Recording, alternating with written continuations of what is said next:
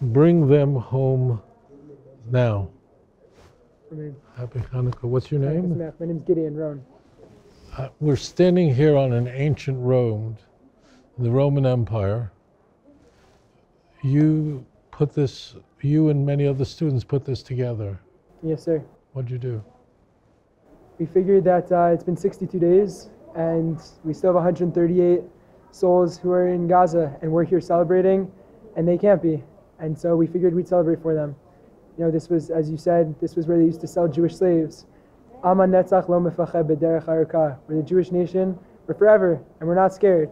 So we're going to be here. We're going to keep lighting and celebrating. And we're thinking of them tonight, letting them know that we're still here with them. We haven't forgot about them. So Gadi is in Gaza now. Correct. He can't light a menorah. We're hoping that you know, the warmth and fire and love from the flames that we light here travels a few hundred kilometers and makes it to them, lighting up just a little bit, gives them a glimmer of hope in the tunnels of Gaza. Tell me, are there other special people here that you know? This is one of my family friends, Hirsch Goldberg Poland. He's 23. His family hasn't heard anything in 62 days, but there's a video of him being loaded onto the back of a truck of Hamas with his left arm blown off about here because he was throwing grenades out of the bomb shelter. He saved countless lives. He threw 4 grenades back out of the bomb shelter. He's the one that kept throwing the grenades out of the bomb shelter. Right, it was him and his friend. Him and his friend did it. They saved true heroes, mamash heroes. So as the terrorists were throwing grenades into this bunker full of young people, he was tossing them back out. Most people run from terror, and Jews, we run towards to save people. And Hirsch embodied that, and he still is. So that's his menorah. That's the Chanukah for him tonight. And we had an entire tekes where people came and they lit, and they celebrated for Hirsch, and they celebrated for Luis, and they celebrated for Gadi, they celebrated for all these people, because there are 138 of us Jewish brothers and sisters who aren't able to light with us tonight. We're going to make sure they get to light. None of these people could light a menorah tonight. They know it's Chanukah, but I imagine, but they know they can't light, so we're lighting on their behalf. Yeah. Thank you for sharing that. Thank you for sharing your story. Please God, we'll all be together Amen. soon. Amen. Now. Bring Right them now. home now. Achshav. Amen. Thank you. Thank you for sharing this. Thank you. Can there be a more striking part of Jerusalem than this?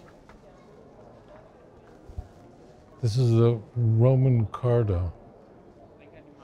These pillars,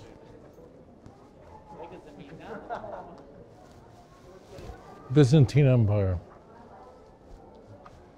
Strikingly, when this road was built by the empire, no Jews were allowed. This area had to be Jew-free. In fact, following the Council of Nicaea in 325, where the church hammered out its orthodoxy on very significant issues, immediately following that, the church decreed that no Jew was allowed to walk down roads like this, pillars like this. The very people who placed these pillars here said no Jews allowed. And as it turned out, following the Nicene Council in 325, Jews were forbidden by the empire to come to Jerusalem. For 35 years, not a Jew was permitted to go down this road, this Cardo, this ancient marketplace in the empire. No Jew. Except once a year. They let Jews come here during Tisha B'Av, the 9th day of the 5th month, the day when we mourn the destruction of Jerusalem. To mock us, they would let us come here. That carried on for 35 years until an emperor named Julian, who was, as they called him, an apostate, meaning he gave up his beliefs in Christianity, and if he was going to revert back to the gods of the empire, why not let the Jews return? And he did. Didn't last very long because, well, he didn't last very long. So striking. The doctrine of the Trinity developed a self-inflicted wound from which the church never recovered, and no Jews allowed. And during the Byzantine Empire, very frequently, Jews were not permitted to walk down these roads and to see these pillars and to be a part of these places. So striking that it's here. Here that there are Menorahs, Chanukah, more than 100 of them for the more than 100 hostages being held now in Gaza. Imagine that. Can't either. So a menorah is lit for every one of the hostages here. Right here in the very same road that the empire said, no Jews allowed. Well, Jews are back. Jews are back because the God of Israel made a promise. You know, in the book of Zechariah, chapter 7, Zechariah is writing in the beginning of the Persian Empire when the second temple was being built. And people asked him the question, does the fast day, which marks the destruction of the first temple, do we still need to keep that fast day? You can imagine Zechariah was not happy with that question, and he makes that abundantly clear. Essentially, he says, do you think God needs you to have an empty stomach? And he explodes with some of the most numinous messianic prophecies found anywhere in Tanakh about the Messianic age. He says that there is a day coming, listen carefully, a day is coming when old men and women with their canes be walking down these streets. Little children be playing in the very streets of Jerusalem. You know, little children, they have a game they play. They throw little pebbles to the very top of these pillars. At the very top of these pillars, you find little pebbles. Why did they do that?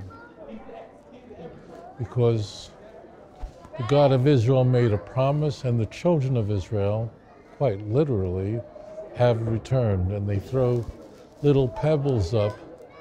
So if you want to know about the Byzantine Empire, if you want to learn about the Roman Empire,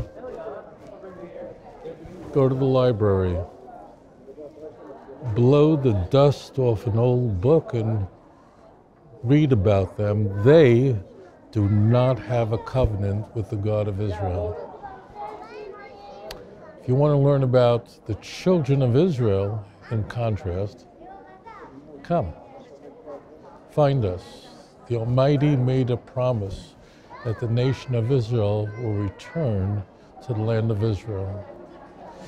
But our pain continues.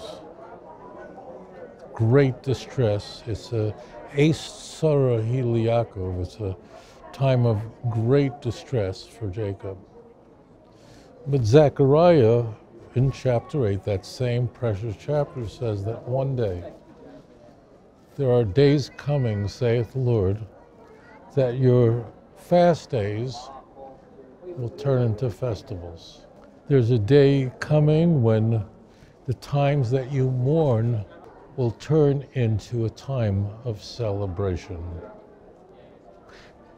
And that last chapter, that precious chapter 8 of Zechariah, tells us that there's a day coming when 10 Gentiles of different nations and languages will grab the shirt of a Jew and say those precious words, Nelcha imochem.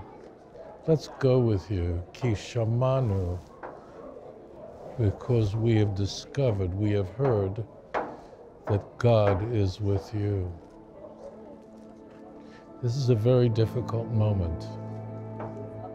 This is the kind of Messiah, the son of Joseph moment. It's a time of great tribulation that's triggered a great unity among our people, sadness, and now we wait and we hope and for all of them.